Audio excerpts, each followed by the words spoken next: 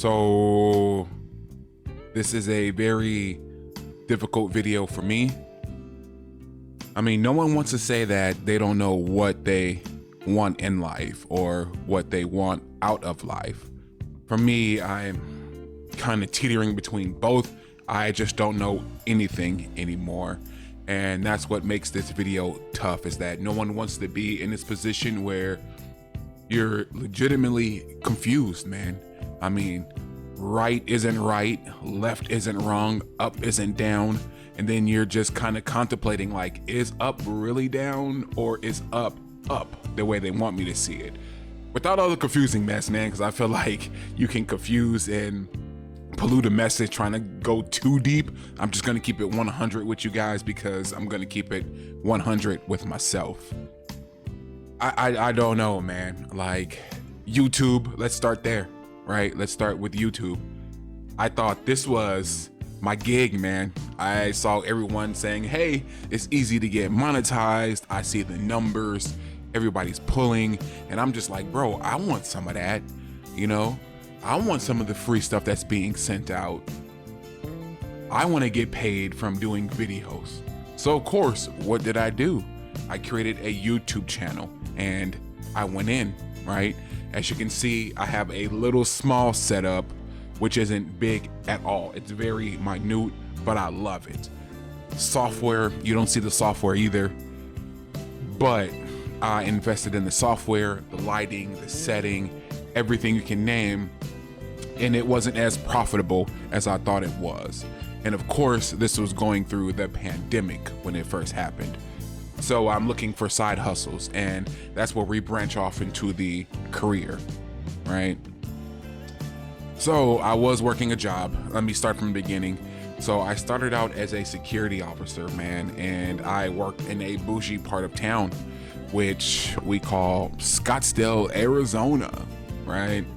And as a security guard, I pretty much just sat in the lobby and greeted everyone that came in. And when they left, you know, I didn't search, but I toured the building, right?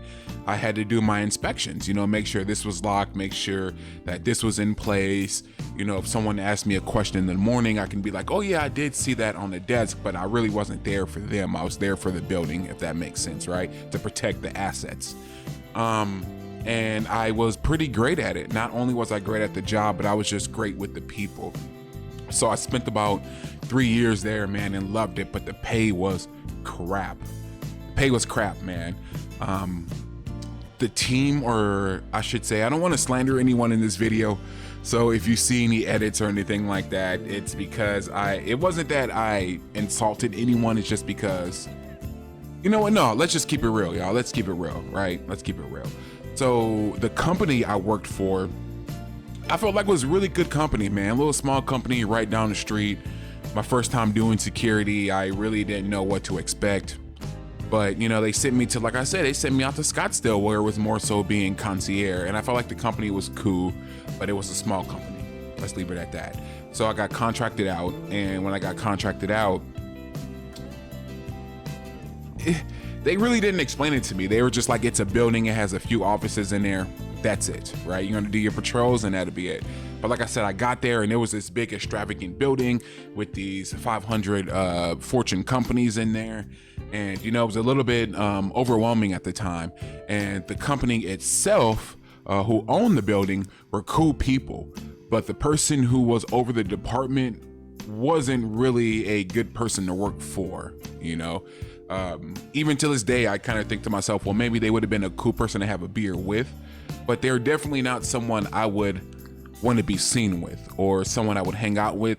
And it was just hard giving someone your respect when they didn't earn the respect, and they would come in and say things that was just very insensitive, you know, racially, ethically, religiously.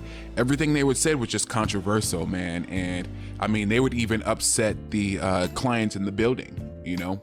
So with that being said, you know, I worked for a tyrant, and I wasn't getting paid a whole lot of money. On top of that, a position opened up to be management, and they just overlooked your boy. So mind you, they do reviews, and on every single review, I was at the top, you know, 5 stars, 5 stars, 5 stars. Keep this guy here, keep this guy here. He's the one making this click. Your customer service rating is high because of this dude. They went and chose someone else over me, right? I was a little upset, man. A lot hurt, I'm not gonna lie to you, because the guy that they chose over me was at least 10 years younger than I was. At least 10 years younger. Now, I'm not mad at that, but of course they weren't looking for experience. Let's just say that, right? So I was like, okay, cool, whatever. On top of that, you know, people would come to me and be like, yo, that was bogus what they did. Him? How? Now, mind you, this dude got the job because I told him about the job. I was the security guard and he was on the cleaning team or the restoration team or janitorial, or whatever you want to say. And he asked me about the job and I told him about my company. He went to my company, told him, hey, I'm doing, you know, janitorial work here. I would be a great fit because I know the building. Boom, they gave it to him. And then 6 months later, he's my boss. Like, that was just insulting. And they did pull me aside and they were like, hey, you know, we're going to go ahead and promote him over you. Didn't really even give me an explanation. Their exact reasoning is that because he gets along with everyone. And that was a total lie, y'all. That was a total lie. I mean, the guards who were on duty would tell me all the time they had a hard time getting along with them. I would see them get in arguments right in front of me.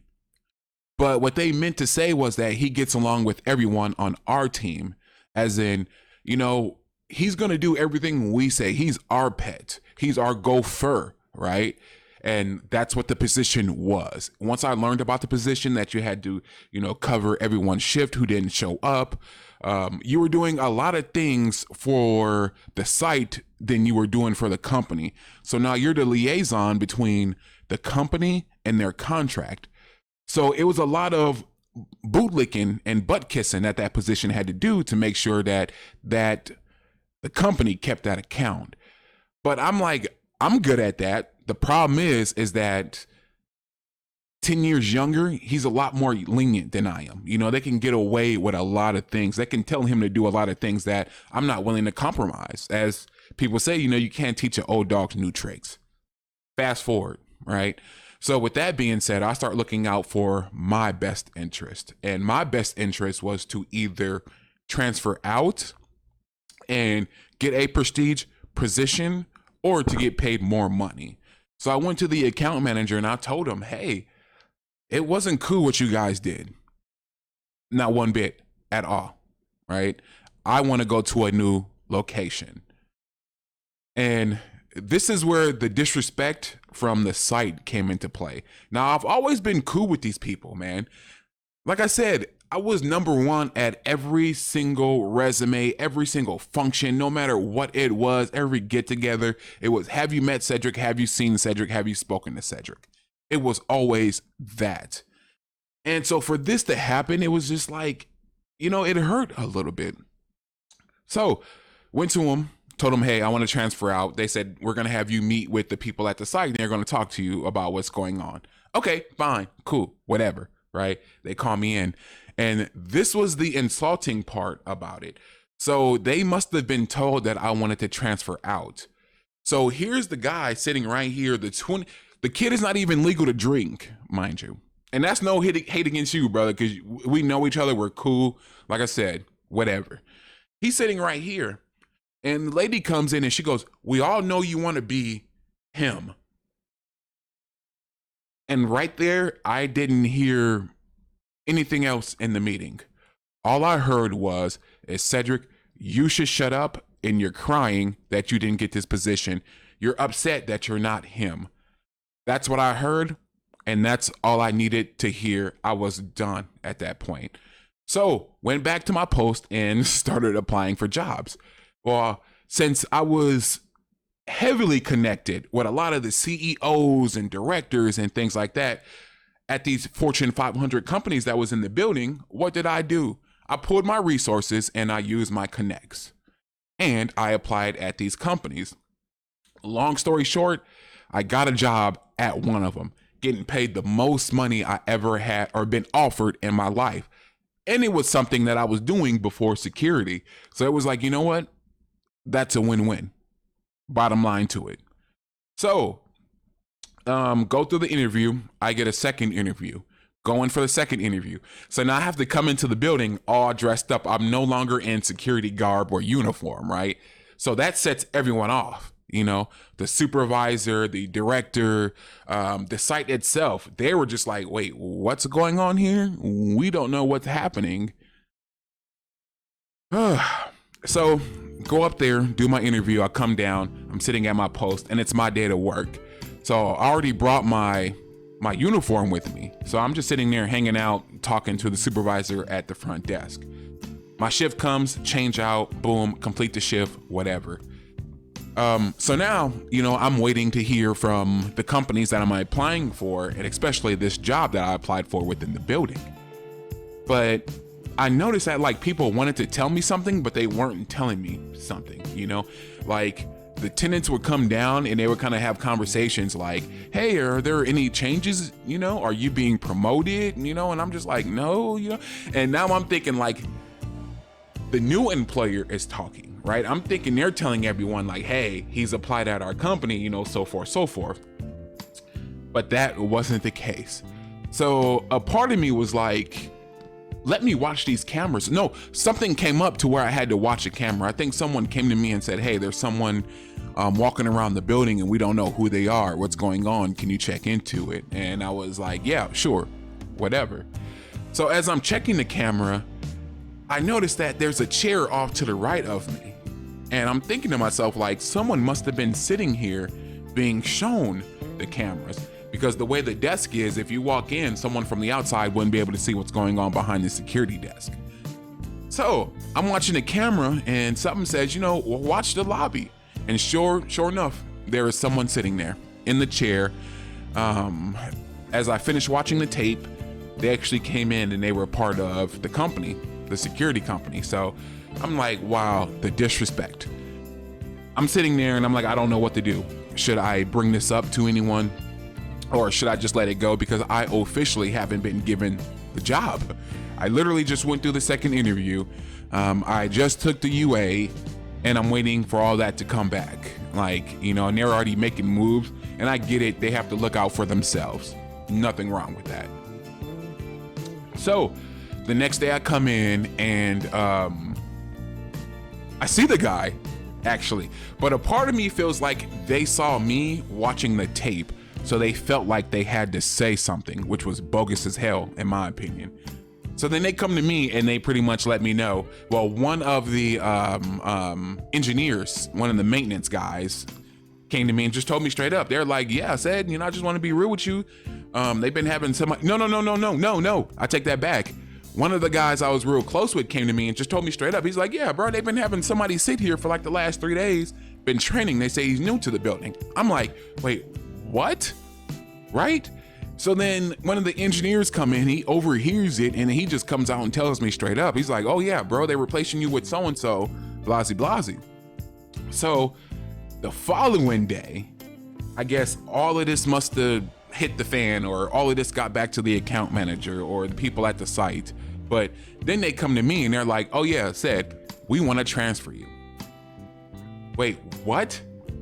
You want to transfer me? The face of this department? Now I'm at the point where people are coming to me instead of the director. People are coming to me instead of the supervisors. People are coming to me instead of the managers on site. Like, people are reporting things to me before they report them to the site, and I'm reporting them to the site. So you mean I'm doing all this for the tenant, the company, and the site, and you guys want to transfer me? What is going on here? Right? So we have a heart-to-heart right then and there.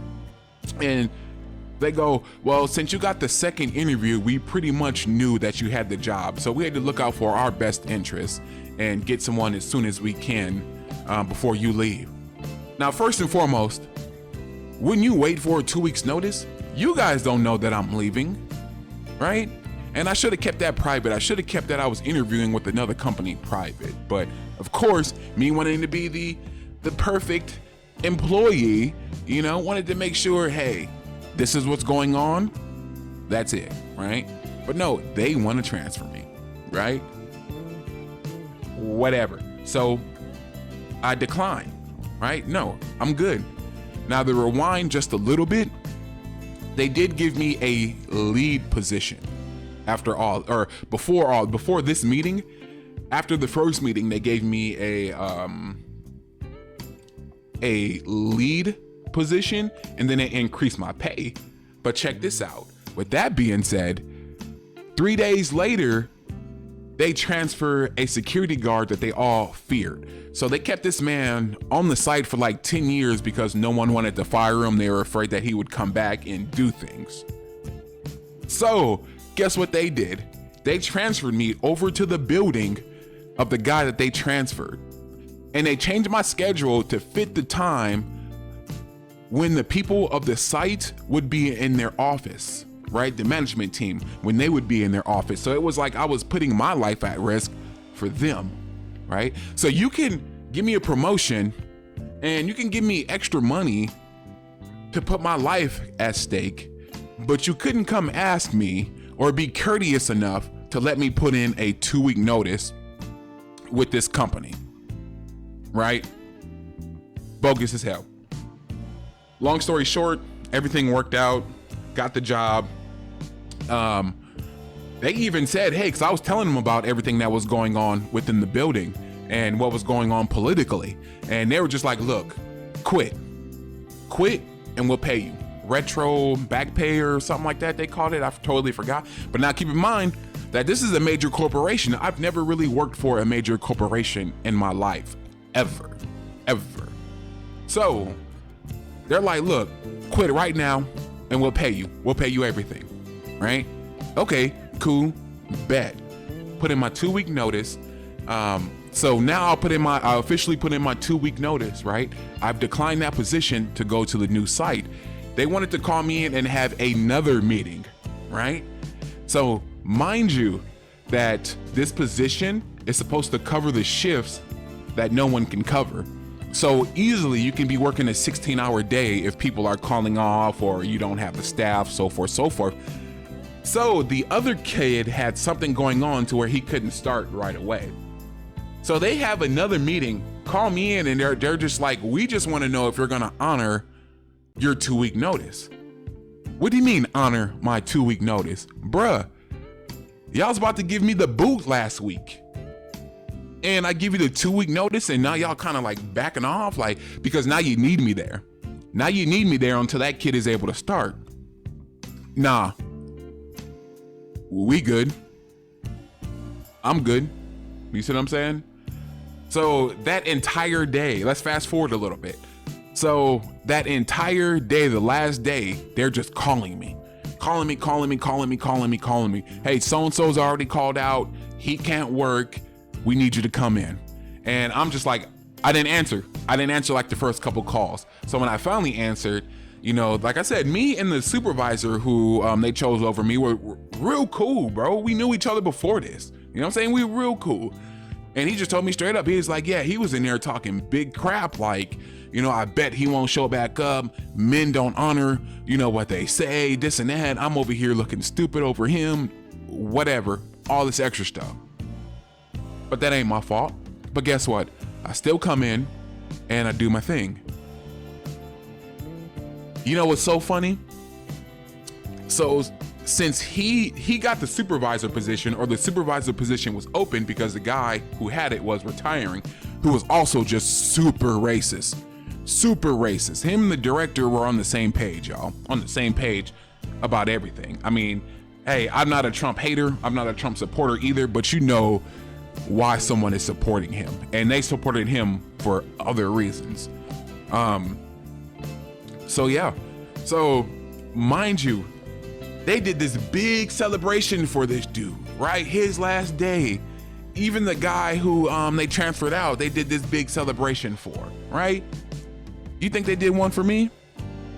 Nope. They didn't even let the people know that I put in my 2-week notice and I would no longer be with the company. They didn't even let the tenants know.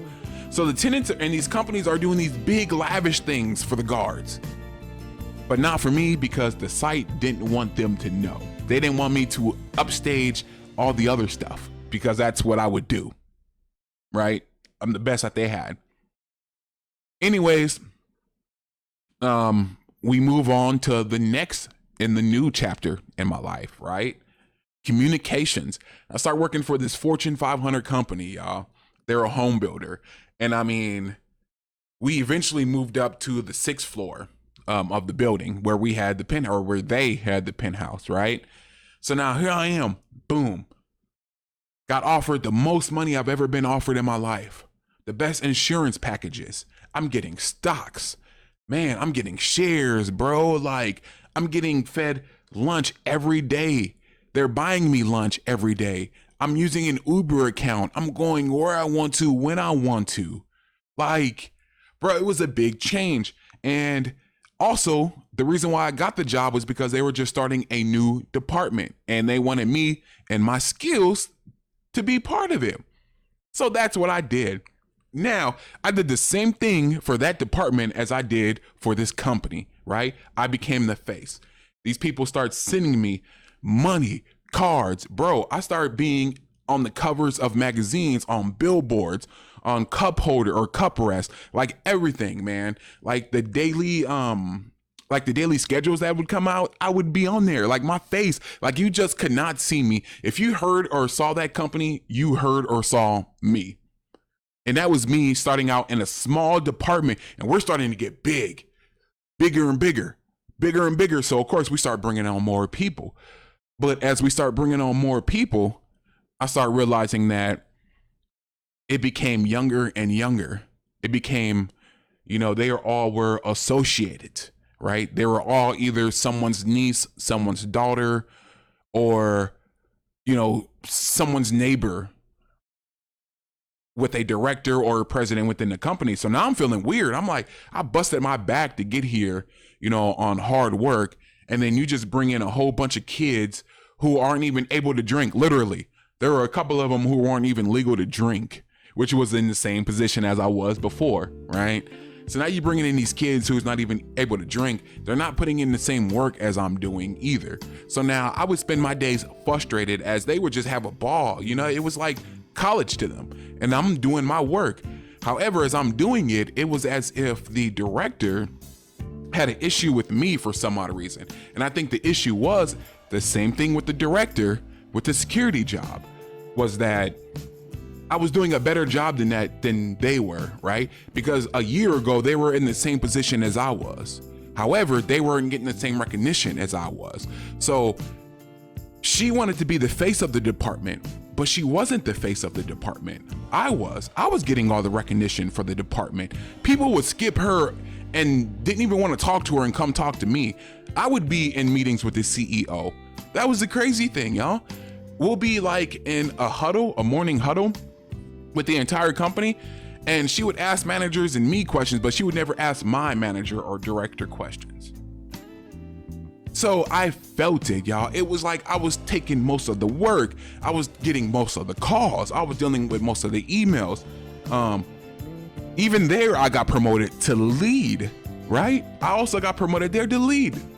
Thank you. Like I said, by no means am I trashing anyone, because I am grateful and I'm thankful. But I'm just being honest and I'm being transparent because, like I said, this is for me, right? This is more so like of a vlog, or vlog, I guess, or video journal. So with that being said, I kind of just felt it, man. I kind of felt like the isolation, they started isolating me. They would start doing things in groups and they wouldn't let me know about it. They wouldn't let me pick something as small as like picking lunch. They wouldn't even let me say, hey, I want to eat this today, or hey, it's my turn. We did have one other male, so that was the other thing too. They all were female. So we did get one other male, and he transferred out because it was so bad. But me, I'm loyal. I'm like, no, I'm gonna stick it out. I'm gonna do my year here, and then I'm gonna look at other departments, right? We get another dude, and he's just like the females. You see what I'm saying? So it was like I really had nothing to lean back on. No one had the same interests as me. Like, it was none of that, bro. And I mean, from the outside, and that was the painful part, y'all. It's like from the outside, the company looked great. That's why I chose it. Everyone was friendly, loving. I mean, I would see the events they were going on, you know, the kickball tournaments, all that. And I wanted to be a part of it. And now I am. But now I'm seeing the inside politics of it, right? I'm seeing that everyone here isn't happy. I'm seeing that everyone here isn't friendly. I'm seeing that it's an act. I'm seeing that it's an act that has to be put on for the company. And I'm just not liking that, because now you're showing me one thing. I'm thinking you're cool people. Everything is copacetic. But really, you have an agenda to get me fired from here. Like, come on, bro. And then they all were like that. Like, I would sit there and just hear them all talk about each other. And then there would be one that would just play everybody against everybody, and everybody loved them the most. And I'm not going to spend too much time on that. But long story short, I made a post about it one day. Or a couple posts, actually, because it was just so annoying. Like I said, I was venting, and you know, I just kind of make posts about it on social media. I didn't think any harm would come of it. And you know, you start seeing the signs. So let me rewind just a little bit. You know, of course, I start making the post, and then you start seeing like little signs, like the VP. He was, sorry about that, y'all. The VP, he started to act different. And then all of a sudden they were like, oh yeah, he's going into early retirement. And then that entire week they started naming a whole bunch of other people who are going into early retirement. Now I'm new to corporate, so I'm like, I don't know, you know, maybe they're getting enough money to where they can retire early. Like I said, it was the most money I was ever making in my life. So I was just like, maybe they are making enough money to retire. It's none of my business. Fine, do what you do, right? But then our jobs changed. My title changed. And I'm like, what's really going on here? Like, why are we doing this department's work? Why are we talking like this now? Why do we have to go to a metric system where we have to be at our desk this many times, answer this many calls, open this many emails? Like, it just became like a slave ship. Like, it got to the point where no one there was happy, and I started seeing it. And I would actually talk to people about it, like, yo, I don't think anyone's here is happy. And people would laugh and be like, because we're not, you know? And I'm just like, well, you guys put on a different show. Anyways, long story short, I got tired of being treated differently. You know, I got tired of being isolated, and I went to HR. And this is where I learned that HR is not your friend. So I go to HR and I tell them everything that's going on, because another person in the department, the narcissist, actually, the one I made the post about, had went to HR about everything. So I'm like, you know what? Oh, and then that was the funny part too. One day I'm walking down the hallway and the director goes, I'm so tired of being in HR. Now, I had nothing to do with this. They call in someone from the outside now to come in and view the department. That's how bad things had gotten, y'all. Add that, I forgot to add that in there. They brought in someone from the outside, like from Hilton or like somewhere where they give like excellent customer service. They brought them in and they pretty much said the same thing. They're just like, yo, this place sounds toxic. We have to change stuff. So I tell her everything because they told me to tell her how I felt about the department. Boom, did that. And I just had it up to my wits end with, like I said, the isolation. You know, I'm being left out of everything, and this is going on every day for months now. Every single day for months. You can only take so much of it, man. And I finally went to HR and told them straight up, hey, this is what they're doing. This is what I don't like. This is what needs to happen. Blasey, blasey. They come out and they say, hey, we're doing a mandatory team building meeting. Everyone has to be here Friday or whatever the day was, right? So bet, cool. I'm like, you know what? We're gonna address some issues. Everything is gonna be squared away. It didn't happen like that, bro.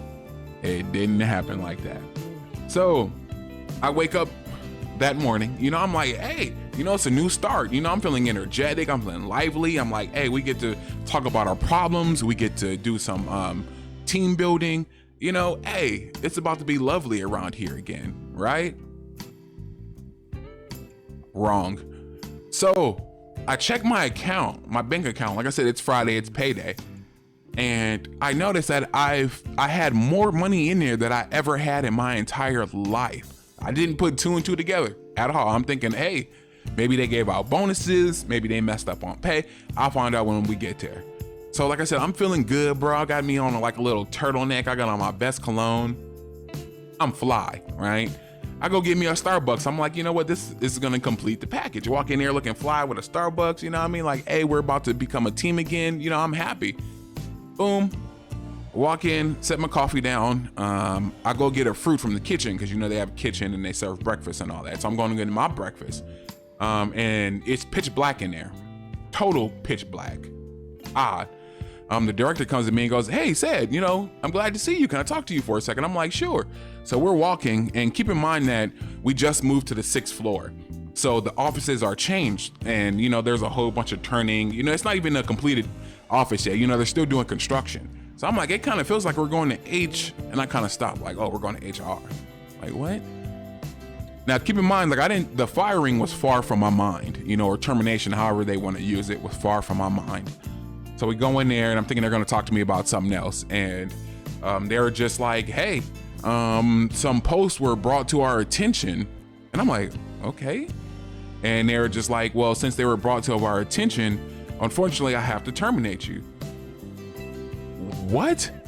Y'all, I even asked, I said, where and about what? And they said, we cannot disclose that information. Wait a minute.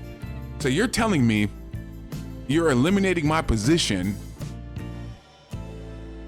but you can't tell me exactly why. You're just gonna tell me that someone showed you some post. You're not gonna tell me where or about what, right? But I already knew, like I said in the beginning, I already knew. I made posts, you know what I'm saying? But they were nothing bad. It was straight up things like, oh, she's over here playing them again, or, you know, girls are silly, like things like that, or I don't like, you know, pack animals, like things like that. It was just pretty much speaking about what I was seeing, but I mentioned no names, where I was at, or anything like that. Like, so it was just super, super weird, or nothing was derogatory. It was just straight up like, ha, they're funny. Oh, they're doing it again. Oh, I'm left out. Like things like that. And I wanted to say so much, y'all.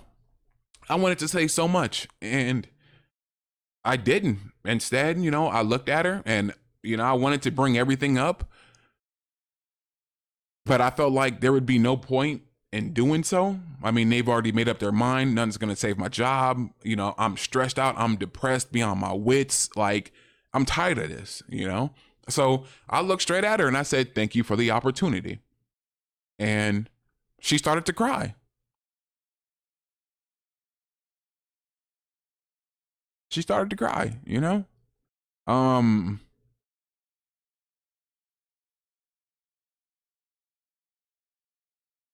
Like I just don't know how to feel about that, you know, because I felt like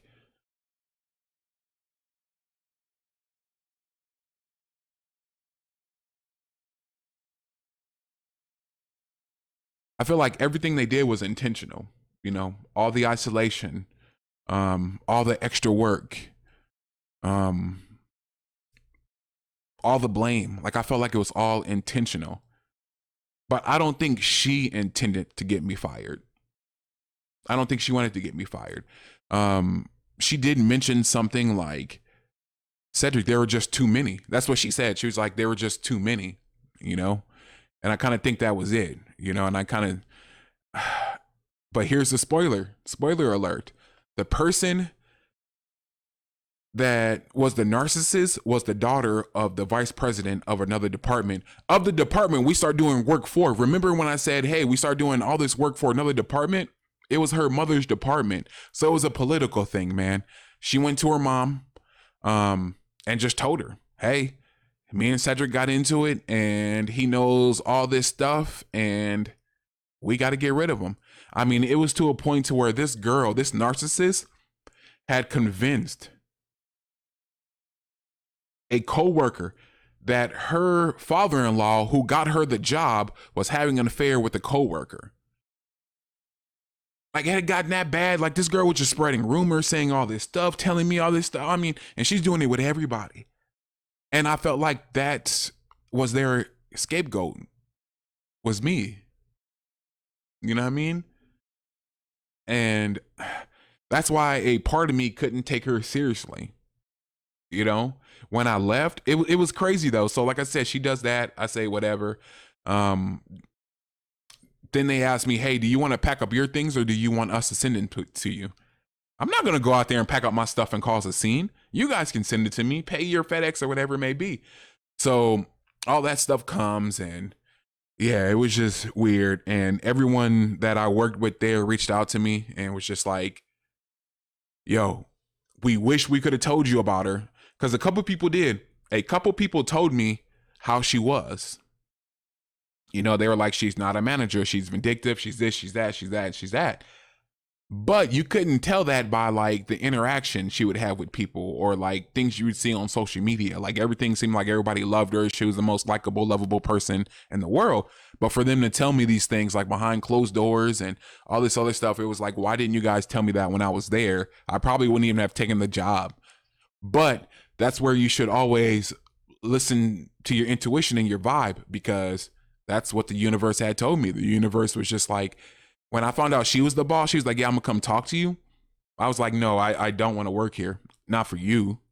Like I felt that like from the jump. So, yeah, so that happens. And, that's around, I want to say like February, March of 2019, 20. So yeah, so then I started working for another company and something I haven't done ever, which was which was payroll. And I absolutely hated that because it wasn't like accounting. This was like case management. So it was like 130, anywhere from 130 companies to 400 companies. But they didn't say companies, they used the word accounts. But they don't tell you that an account can have anywhere from 1 employee to 6,000 employees. They don't tell you that, right? So I actually got promoted into that position. So I was doing this thing they called rapid response, which was like overflow. So people will call their specialist. Their specialist was either busy or couldn't answer. We would pick it up and we would kind of assist them with what they needed, which was like payroll, deductions, all that stuff, W-2s, all that stuff, right? But that was the thing. They were so short-staffed that these calls were just coming in back to back to back to back to back to back. And I absolutely hated it, bro. I started looking for a way out automatically. And then all of a sudden one day we're sitting there and they're like, hey, guess what? We're going to send all you guys home, pack up your equipment, and let us know when you're home. And we're going to walk you through the process of setting up your stuff at home so you can work from home. Because of COVID. I'm like, what? All right. So now I'm sitting at home doing this payroll stuff, and I'm noticing that all these companies are saying they're losing employees, all of them, right? Oh, they're going to get that unemployment. They're going to get unemployment. They're going to get unemployment. And I'm just like, why are people settling here in Arizona? Why are people settling for $250 a week? That's not going to really pay much. You know what I mean? Like, not really. Like, anyways. Come to find out, you know, people were quitting to get the stimulus package or the money, the $600 a week plus regular unemployment. People were doing that. So I'm like, what? Like, and we're working? Long story short, the job just became harder, man, because all this stuff is going on and we're not accountants, all right? And we're understaffed. So they go, hey, said you got promoted. I said, oh, sweet. And then that's where everything started coming out about the caseloads, right? So now here I am, know nothing about accounting, and people are saying, oh, we need a W-2C. We need this, we need that, we need that, we need that. And I'm just like, no, they didn't train me on any of this stuff. They gave me a 1 book or a 1 notebook or something like that. And that was it. Said, hey, 2 days on this, you'll be ready to go. Nah, bro, that was not the case. They paired me with someone. I mean, it was just bad to the point where, I mean, even in meetings, people would just, they would just complain so much, man. And the turnover rate was just high. I mean, it was just like every week we were losing somebody and we were acquiring just more work, man. So at that point I had a conversation with my brother and I was just like, bro, I just don't know if I can do these office jobs. Like I said, I was doing security prior to this, right? So I'm like, man, I just don't know if I can do these desk jobs, these office jobs. Like the people, the culture, like it ain't for me. I gotta make a move. So I go on Indeed and I see a position open for like a barista, for a manager there. You know, just doing smoothies and things like that, working at a gym. I said, bet, boom, walk in. It's inside LA Fitness, y'all. I'm like, bro, I am home. I am home. I get to sit here and make smoothies, talk health, and like all day. Like, come on now, man. And then I get to work out before and after my shift. Like, bro, I am winning here. Like, come on, bro. That didn't last long whatsoever. Because guess what? Doug Ducey had closed the gyms. So now I'm like, what's going on here? You know what I mean? So now, in addition, this was only a part-time gig, so it wasn't full-time. I'm only getting part-time money. And I think it was just a little bit above minimum wage. So I went from making the most money in my life to the least money in my life, right? Not the least in my life, but you know, at the age of 30, it was like the least I was making. So I'm doing like Uber and Lyft on the side and all that, bro. And I'm loving life, man. I'm like, I get to come in here, work out, make smoothies. When I'm done, I can either work out or go do a job, go pick up food, take somebody here. Like, bro, this is life. Like, no one telling me what to do. Like, this is just easy, big change. And then Doug Ducey closes the gyms. I'm like, now what I'm gonna do? Uber isn't paying the bills. Lyft can't pay the bills. I'm just like, everybody's lying about everything, you know? So then I'm like, okay. I started hearing about the PPP loan. And I'm like, bro, I'm not going down that route. Or no, let me rephrase that. So when I started hearing about the PPP, I was under the impression that it was a grant. So I said, you know what? Let me go ahead and start some side hustles and some businesses, right? YouTube wasn't what I thought it was, you know? It wasn't. Like I said, I busted my butt, y'all.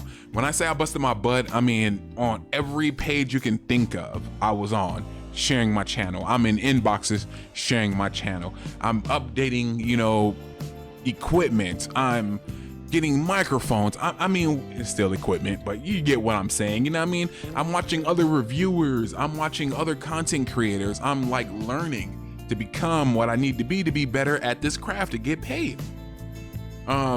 So then I started other side hustles, right? And, you know, a little bit of money coming in here and there for, you know, graphic designs, business cards, promotions, things like that. So, you know, it's paying the bills, you know, I didn't have a lot of spending money, but I mean, it was something I got to do on my own time and I loved. However, YouTube just wasn't the move. So I became, monetized on my other channel. And I realized that was just one big, fat, funky hustle, y'all. That was just one hustle. Like, YouTube is an advertising site. Remember that. If we're gonna use YouTube, do it because you're part of a community and you can interact with other people, or you're doing it for yourself. Because if you're gonna get into this for the ads, the ad revenue and all that stuff, it's not gonna happen. YouTube doesn't show your videos. You don't get a lot of money from the ads. No. So once I became monetized, I went into the partnership. They awarded it to me, but I started seeing that like the money wasn't moving like I thought it would. So I'm like, man, you know, my small side hustle started to dry up a little bit because now the pandemic is becoming much larger. It's becoming tougher out there. People are losing jobs left and right and quitting jobs. So I'm like, okay, you know what? Let me see what this $600 a week is all this about, right? It's all about. Let me see what this unemployment's about. But my ego just messed with me, man. My ego was just like, no, bro, you can't be sitting at home doing nothing, right? So of course, I went into a new field of work, which is the health field, particularly the behavioral health field, and became a counselor. I started working for a school, which was crazy. Started working for a school, kids with autism. And I found out that that wasn't the move either. I love kids, bro. I love education. I love people being the best that they can be mentally, spiritually, and physically. But it was just something about that environment that didn't work for me, man. I was just drained. After work, I would be so drained, man. Like it was sickening. And then you got the risk of COVID. So COVID started to happen, right? So it's like, oh, said you was in contact with someone who had COVID. We can't tell you who it was, but we need you to take off and monitor um, symptoms. So I would do that. I returned and they're like, oh, but we're not paying you for those days. What do you mean you're not paying me for those days? You told me to take those days off to monitor my symptoms. Now you're not going to pay me for it? Oh, you're going to have to use your PTO. What? Fine, whatever. You know, I've fallen in love with the kids. I love the job. I'll use the PTO. Use the PTO. A week later, they came back to me and said, hey, there was an outbreak in your class, or we think there's an outbreak in your class. We're going to need you to take 10 days off, monitor your symptoms, and then return to work. Bro, 10 days without getting paid and just sitting there? Like, I couldn't do it. And just dealing with the management there. Like, it was just so unprofessional, you know? And I was kind of looking for that. I was kind of looking for like that laid back feel where everyone is just cool, where everyone's not so uptight, where the culture isn't fake, like the culture I had just came from, you know, previously with the corporation. Like, I didn't want that, you know. I wanted to chill. I wanted to be around with people. I wanted to interact with people again, you know. But that wasn't it. It was almost like that experience that I just had all in one. And I mean, I love the people, man. I love the kids. The kids were just awesome. The people were awesome. But at that point, like I start thinking, like, is this for me? You know, because now I'm dealing with kids with autism, and autism can be many things. I mean, it does. They will tell you it may look like aggression, but it's not. But I'm here to tell you, it is aggression. You're going to get hit. You're going to get bit. You're going to get scratched. You're going to have to chase kids down. The kids are going to cuss you out. Like, if you can't deal with all that within 30 minutes, because all of that can happen within 30 minutes, y'all. Within 30 minutes, all of that can happen. It's a lot. And you're dealing with kids, so you're constantly giving out energy. You're dealing with teachers. You're dealing with other counselors. You're dealing with special education. I mean, you're dealing with special needs. These kids have special needs, man, and you have to accommodate those. Like, there was just so much going on with that. And it was just like, you know what? There's too many jobs hiring right now. Way too many jobs hiring right now. Every week, I'm not going to say, hey, I'm going to take 10 days off to monitor my symptoms and not get paid. No, I'm not rocking like that, you know? But here was the breaking point. They said that a testing shot had to be taken for these children, and then they offered a COVID vaccine.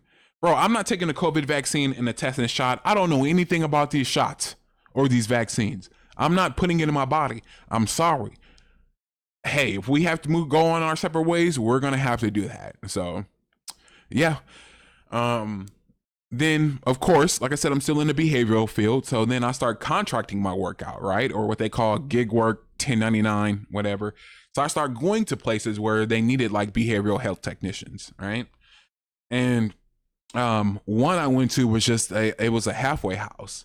And on my first day at that halfway house, y'all, I saw someone administer Narcan or Narco, whatever it may be called, where they overdose. Literally, someone overdosed in his house and we had to bring him back to life. And before they did it, they said, be prepared for a fight. I don't know what they're talking about or what that means, right? I've never shot someone up with this. And boom. As soon as it was nasal. So as soon as they shot it in his nose, he jumped up and wanted to fight, start throwing everything. It was the craziest thing I've ever saw in my life. People were drunk off of hand sanitizer while we were there. Like, we had to perform UAs. We had to give breath analysis. Like, it was a whole lot. And I'm just sitting there like, okay, what kind of people are these again? You know what I mean? Like, cause they didn't explain it as a halfway house. They explained it to me like a sober living. That's how they explained it. So I'm thinking, well, since it's not a rehab, no one's rehabilitating, that people are here because they want to be there. That wasn't it. And those people were still, you know, these people were coming off the street. It felt like this felt like a shelter that the insurance company paid for. That's literally what it was. And yeah, crazy. I mean, and then there was one house they sent me to where it was an all female house, except for two of them. One was gay and then one was a transsexual, male to female. And they were in there getting high, getting drunk. The women were ending up pregnant, and they were wondering how the women ended up pregnant. It's like, because you still got two dudes in here. Like, no matter how you look at it, you know, they can't drink here. So all of a sudden you start bringing in liquor and they're having a good time. You know, they're bonding together and all this other stuff. That's what's happening. And they constantly came down on you. So the kicker for me with that field of work was the cooking. They wanted me to cook for a house of people. I don't even cook for myself. I don't even know the last time I cooked. But you want me to cook whole meals for these residents? And then on top of that, you want me to put together a weekly schedule, like for the meals, and then do the shopping for the meals? That was different. So yeah. Here we are, 50 minutes later, and of course I have a new gig. I actually start tomorrow, and went to the UA, did all that stuff, and I get good vibes from it.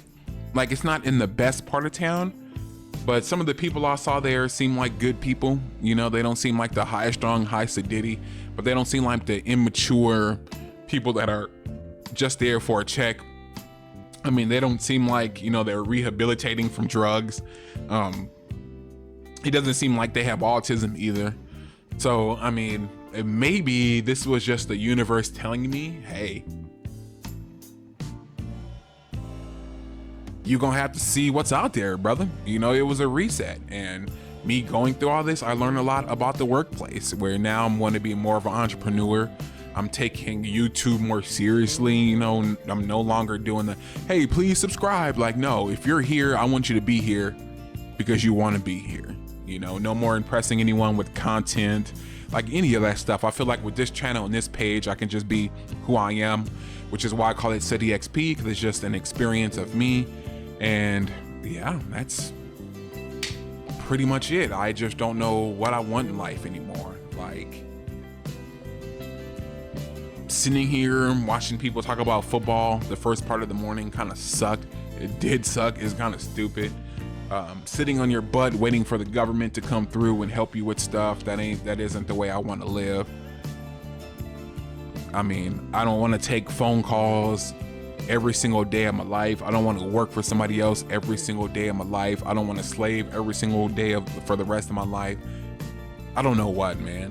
You know, I don't know if I want to go back to school and spend a whole bunch of money to further a career, or because I'm just going to change careers anyways, I feel like. So I think now I'm just, you know, searching for passion. I know I love to talk. I know I love to educate. I know I love being there for people, but I don't know what kind of job I need that's going to make me happy doing all those things. And it'd be lucrative, right? It has to be lucrative. So yeah, that's it, y'all. It was more so like I spoke to myself and I got a lot of stuff out the way. I think I'm gonna rewatch this and understand a lot about me, which is the whole purpose about this, and, you know, just connecting with you guys, and hopefully I connected with some of you out there. Yeah. Thank you for joining me. Make sure you like, and I didn't want to do this at the beginning, but make sure you like the video. Make sure you subscribe.